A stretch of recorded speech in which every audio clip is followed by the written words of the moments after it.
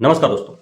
मैं राकेश वर्मा आप सभी का स्वागत करता हूं आपके अपने परिवार एसएन गुरुकुल पर। साथियों, इस वीडियो में मैं जो चर्चा करने वाला हूं, आप सुन करके हैरत में पड़ जाएंगे। आप शिक्षक हैं या शिक्षक बनने वाले हैं। कुछ हमारे साथीगण बीपीएससी टीआरई 1 और टीआरई 2 के माध्यम से शिक्षक बन चुके हैं। कुछ जो नहीं बन पाए, उन्हें टीआरई 3.0 में अवसर प्रदान किया गया है, जिसका आवेदन हो रहे हैं। तिथियां बढ़ाई गई हैं। जो जनवरी में जो सीटेट जिन्होंने दिया, जिसका हाल फिलहाल में रिजल्ट आया है, वो अपना वेब कॉपी के माध्यम से वे आवेदन कर दें और जो सर्टिफिकेट नंबर है उसमें एनए लिख दें, कोई दिक्कत नहीं है। जिनका एस्टेट का मूल अंक पत्र नहीं मिल पाया है, वे जो वेब कॉपी जिसके माध्यम से उन्होंने टीआरई 2.0 में आवेदन किया था, उसी से वे आवेदन कर दें, सर्टिफिकेट नंबर में एनए लिख दें, कोई दिक्कत नहीं है। तो वे बनेंगे बीपीएससी टीआरई 3.0 के माध्यम से।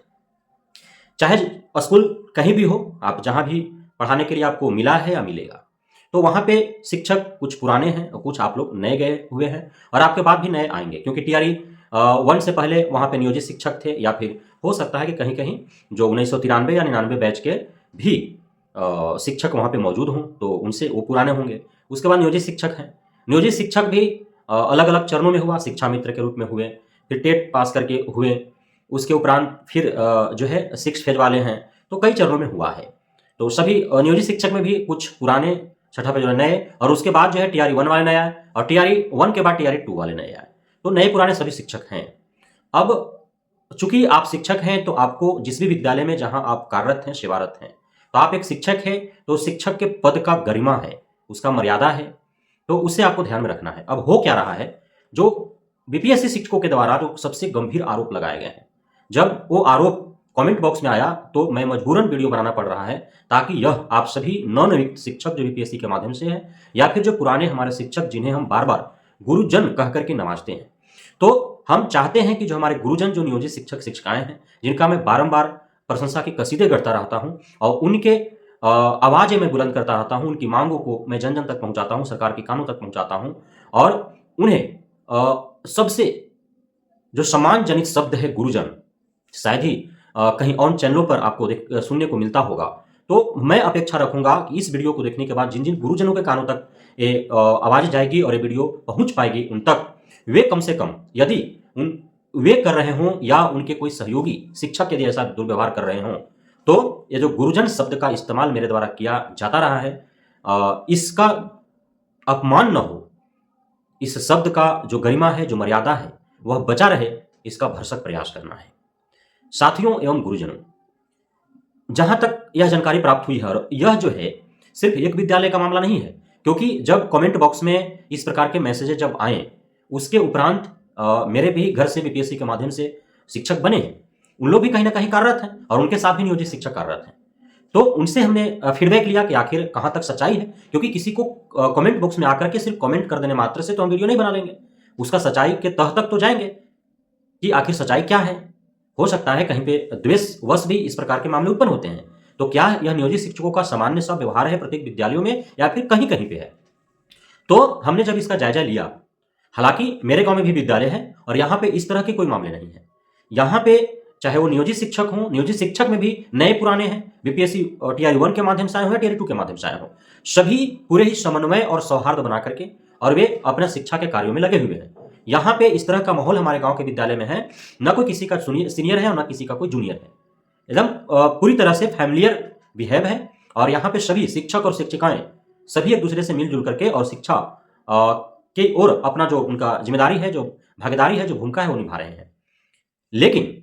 अन्य जगहों पर जहां मेरे घर से जो भी भाई बहन शिक्षक हैं या मेरे कोई जानने वाले शिक्षक हैं, तो उन लोगों से मैंने जानने का प्रयास किया। तो अब हर जगह की स्थिति ऐसा नहीं है कि सभी जगह फैमिलियर होकर के और सभी जो है शिक्षा रूपी कार्य में लगे हुए हैं।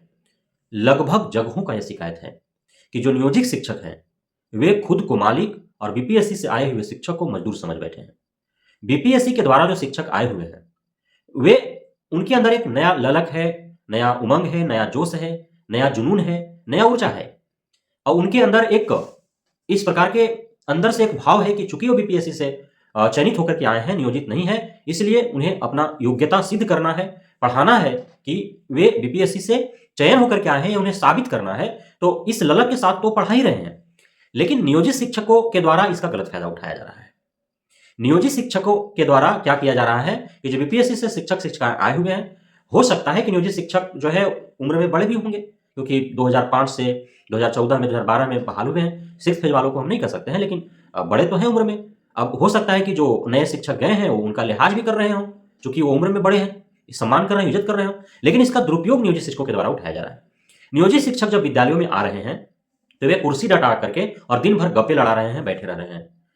और सिक्स फेज से जो नियोजित शिक्षक हैं या फिर जो बीपीएससी टीआर 1 टीआर 2 के माध्यम से जो शिक्षक आए हुए हैं, जो यंग ब्लड हैं, जो युवा हैं, जो कम उम्र के हैं, उनसे अधिक कार्य करवाए जा रहे हैं। दिन भर वे पढ़ा रहे हैं बिना ब्रेक के।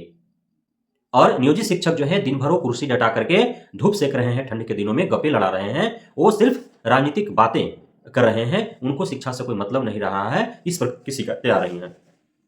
अब इस प्रकार की शिकायतें आने के बाद क्या हमें जमीर गवाह देगा कि हम उन्हें नियोजित शिक्षक जो हमारे नवनियुक्त शिक्षक साथियों के ऊपर अपना मालिकाना हक जमा रहे हैं और खुद को मालिक और इन्हें मजदूर समझ इन्हें दिन भर जो है कार्य करवा रहे हैं और खुद जो है कुर्सी डटा करके गप्पे लड़ा रहे हैं, क्या उनके लिए हम आवाजें उठाएं? कैसे जमीर गवाह देगा कि किसी अन्याय के साथ हम खड़े रहे हैं जो अन्यायपूर्ण रवैया अपना रहा है? एक तरफ नियोजित शिक्षक जो हैं वो अन्याय के विरुद्ध लड़ रहे हैं और दूसरी तरफ खुद अपने सहपाठी शिक्षकों के साथ वो अन्यायपूर्ण व्यवहार कर रहे हैं। क्यों आखिर इस प्रकार का क्यों हो रहा है? क्यों हम जो आपको बार बार आप नियोजित शिक्षकों को गुरुजन कह करके जो सम्मानित करते हैं, संबोधित करते हैं, क्यों उस शब्द का जो है आप गलत इस्तेमाल कर रहे हैं? क्यों धब्बा डाल रहे हैं? क्यों हमें मजबूर कर रहे हैं? ऐसा नहीं होना चाहिए। हमें हाथ जोड़ करके सभी गुरुजन जो भी हमारे हैं नियोजित शिक्षक शिक्षिकाएं, उनसे मेरा रिक्वेस्ट है कि जो नवनियुक्त शिक्षक साथीगण हमारे गए हुए हैं बीपीएससी टीआर 1 या टीआर 2 के माध्यम से, वे आपके छोटे भाई बहन हैं या फिर आपके पुत्र पुत्री के समान है। आप अपने मार्गदर्शन में उन्हें आप जो भी अनुभव प्राप्त किए हैं पिछले 15 साल, 18 साल, 10 साल, 12 साल में, वो उन्हें आप अपने अनुभव से ज्ञानवर्धन करें और उनके साथ कंधे से कंधा मिला करके, कदम से कदम मिला करके, और आप भी जो बिहार के ऊपर जो शैक्षणिक पिछड़ेपन का धब्बा लगा हुआ है उसे धुलने में आप अपना सहभागिता निभाएं, अपना जिम्मेदारी निभाएं, अपना भूमिका निभाएं। और जो समाज के सबसे अंत में बसे हुए लोगों के जो बच्चे हमारे सरकारी विद्यालयों में आते हैं, उनका भविष्य संवारने में आप सभी एक साथ मिलजुल करके और कार्य करें, तभी जाकर के समन्वय बन पाएगा, सौहार्द उत्पन्न हो पाएगा। क्योंकि यदि जो पुराने जो शिक्षक हैं, नियोजित शिक्षक शिक्षिकाएं हैं, यदि वे बैठे रहे और नए शिक्षक शिक्षिकाएं सिर्फ कार्य करते रहे, तो इससे उस विद्यालय में पढ़ने वाले छात्र छात्राओं पर भी एक बुरा असर पड़ेगा। क्योंकि मैंने हमेशा समानता की बातें की हैं और हमेशा मैंने आवाजें उठाई हैं। कहीं भी मैं असमानता भरी चीजें, चाहे वो शिक्षा विभाग के द्वारा हो, चाहे वो सरकार के द्वारा हो। आपने देखा होगा, मैंने एक वीडियो में चर्चा किया था कि शिक्षा विभाग के द्वारा एक लेटर जारी किया गया कि सभी प्रधानाध्यापकों को उसमें निर्देशित किया गया है कि जितने भी उस विद्यालय में शिक्षक हैं उन सभी का